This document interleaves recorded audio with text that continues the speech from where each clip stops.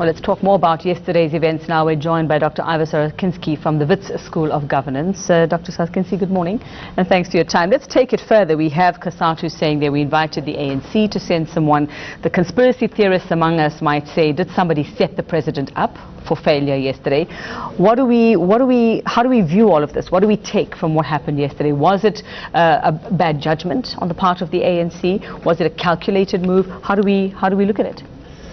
Well, in short, it's a mess. How it became that mess is difficult to unravel. So there is the conspiracy theory that it was a setup to get the president there so that the members of Cosatu at the stadium could embarrass him. And that is supported by the occurrence of a similar event to other members of the top six aligned to the president in the ANC in other parts of the country. On the other hand, it also could be just simple bad communication and decision making on the run, in terms of Cosatu making itself clear days before that they didn't want Zuma there as president of the country, but as president of the ANC. He would be allowed to address the crowd.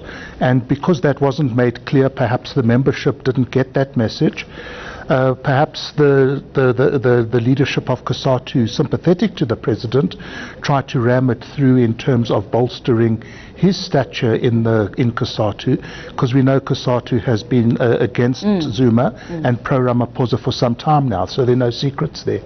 So my guess is that it's probably more to do with miscommunication and bad organization rather than conspiracy. Well, just looking at the president himself, Ivor, and just looking also at what's happened in Parliament when he's faced similar, I mean, smaller crowd, but similar sentiment, one has to also wonder if he's told that he has to go and address this Cosatu rally, and he knows what Cosatu has been saying, apart from Cosatu's president, who doesn't seem to quite be able to make up his mind. But knowing that this could possibly happen, could it be as well that, you know, as he conducts himself in Parliament, it wasn't a big concern for him that this might happen and he would go anyway? Well, there's certain things that he just has to do, and maybe the main May Day rally is one of those events that can't be ignored by the head of state, head of the ANC. And you grit your teeth and you go and you do it expecting the worst, and you damage control the situation should the worst happen, which is exactly what happened. Now we saw Zizi Kodwa there blaming the alliance leaders, saying the early pronouncements on leadership preferences like the likes of Cyril Ramaphosa is what has led to this. Do you agree though that I mean, they've been saying this for a long time? No, I don't think that's an issue. That's a post hoc after the event explanation. Cosatu's made its position very clear on who they want to succeed President Zuma, and there were no surprises there at all. So I don't see that as the issue. And then to say that the tripartite alliance is stronger than ever, that it's not under threat, grappling? No, that's just not the case at all. There've always been divisions.